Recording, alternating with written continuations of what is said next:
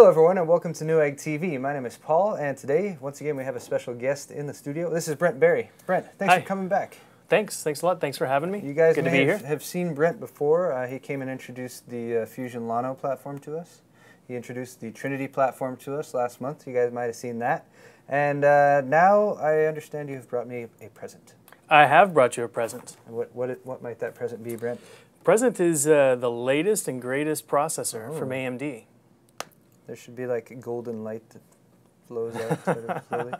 Okay, so this is an FX processor. This is the latest FX processor. This is the FX 8350. Okay, and if I am a person who's only familiar with FX processors that had a 1 as the second digit, such as the 8100, right, 80, and the 6100 and the 4100, what does the 3 in this one mean to me? So the 3 is going to signify that this is based on the Piledriver architecture. So this, you might have heard press, or you might be reading reviews and such today or whenever.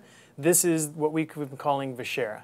Okay, and Vishera is a code name for this. It is not new architecture, it is a new series of processor.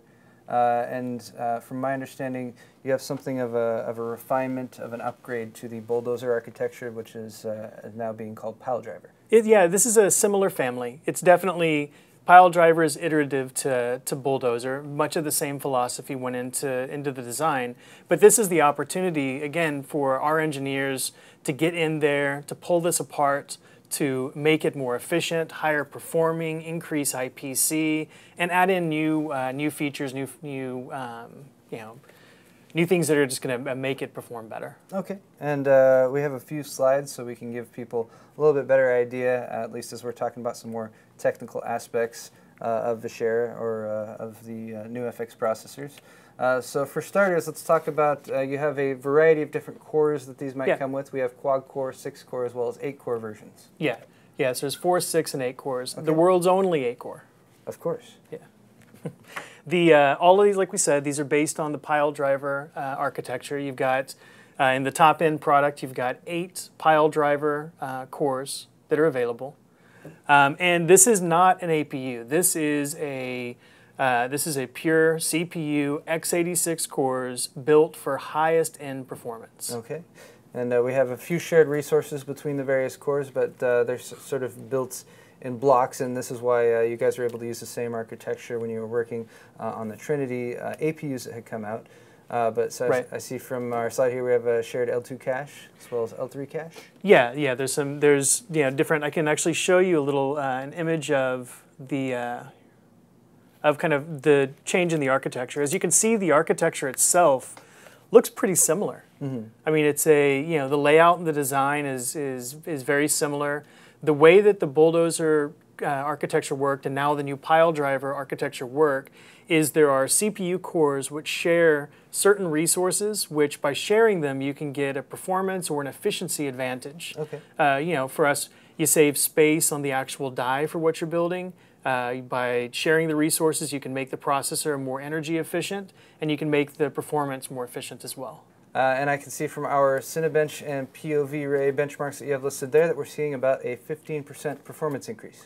Yeah, a 15% performance increase. Take into account that this is about 7% of that comes from pure instructions per clock or IPC performance improvements, and about 7% is coming from actual frequency increases. Okay.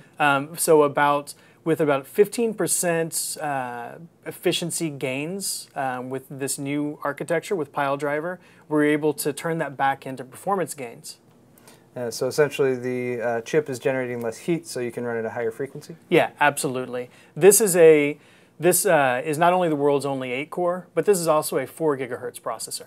8-core and 4 gigahertz, and that's right out of the box. Right out of the box, the base frequency is 4 gigahertz, but remember, we have turbo core, and so with that boost frequency, it goes automatically up to 4.2 gigahertz. Wow. And also the fact that you guys have unlocked versions of these processors means that enthusiasts can overclock them even beyond that. Right. Not only do we have unlocked all FX are unlocked. All FX processors are unlocked. There are no FX processors which are locked. I knew that. So yeah, so the well, it hasn't always been that way. Excellent. And so yeah, if you get some exotic cooling in there, or even some higher-end aftermarket cooling, of course, you can go for an overclock. I understand, a quick segue here, that you guys have also improved your out-of-the-box stock heatsink fan that comes along with these processors. We have the heatsink that we've made some major improvements on is for our 95-watt processor. So this is the 4 and the 6 core processor. Okay. Really, I mean, personally, I think on the 8-core side, if you're going to go up to a processor that, again, it's going to be under $300, but still, if you're going for a higher-end product like that, your chances are you're going to be investing in your own cooling solution. Yeah, and there's a lot of people who are pretty particular about the types of coolers that they like to use. In the 6 and the 4-core version, or the 95-watt versions, we have a new heat sink, which we're referring to as an S2. Okay. Basically, the biggest improvement here is it's essentially silent. Let me take a look. So this is obviously a sample, as we can see the big letters on it, but just an example. So just the biggest difference I see right from the start is prior heat sinks have actually had all of the fins in a single direction. This is a downward blowing fan, so you got fins extending out in all directions, so that's going to allow the heat to escape from all 4 sides. And the fan, I understand, is going to be much quieter than previous iterations of the stock heatsink fan. Yeah, that was the design goal going in, was to improve the the decibels that are being created by the actual fan itself, to be able to cool just as well, and to make it a better, quieter experience. So primarily, again, as you said, these are going to be shipped with the FX 4-core and 6-core versions, which people are probably a little bit more likely to use an out-of-the-box stock heatsink fan. Yeah, probably. Okay. Yeah, I mean, and overall, the product has we've got some interesting improvements that have happened, and all the older features that people expect on here are here, but they've been made a little bit better. Again, Turbo Core, we've revved it up to Turbo Core 3.0. It gives you out-of-the-box performance. If it can run, basically Turbo Core takes the available TDP or thermal design power available on the processor, adjusts to what you're doing. So, for example, if you're, watching a video and you only, you need 1 core running very low power, you can do that. And if you're playing a game, if you're using an 8-core processor and are playing a game that really only needs 2 or 4 cores, it can power down some of those cores and power up some of the other cores, so you get higher frequency on the cores where you need them. So it's going to dynamically adjust based on the load you're putting on the processor and give you the best performance per watt. Exactly. All right. Yeah. Now, Brent, we're taking a look at another slide. This is Piledriver Improvements and Enhancements. You got a bit of a block diagram here. For those who are a bit more technically inclined, can you give us a brief rundown of what we're looking at here? Yeah, I'll give you a quick overview. Okay.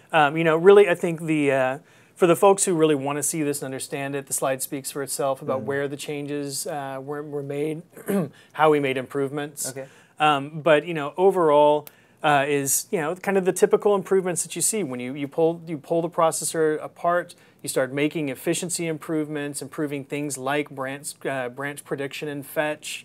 You improve essentially the operations of how cache is working with the processors. I mean, that's where you're looking for any areas where you can improve efficiency and performance to help increase IPC. And then processor Skew is going to be a 3 rather than a 1 with these. So whereas with Bulldozer you saw 4100, 6100, and 8100, now you're going to be seeing 4300, 6300, and 8300. Yeah, 8320 and 8350 are the launch SKUs. So those are some good ones to go with. And the one that we saw right here is an 8350, and I'm gonna play with that if you don't mind. Cool. Yeah, I'd love to see what you think about it. All right, thanks a lot for watching this video, guys. If you'd like to see more, you can check out our Newegg YouTube channel. That's youtube.com/Newegg.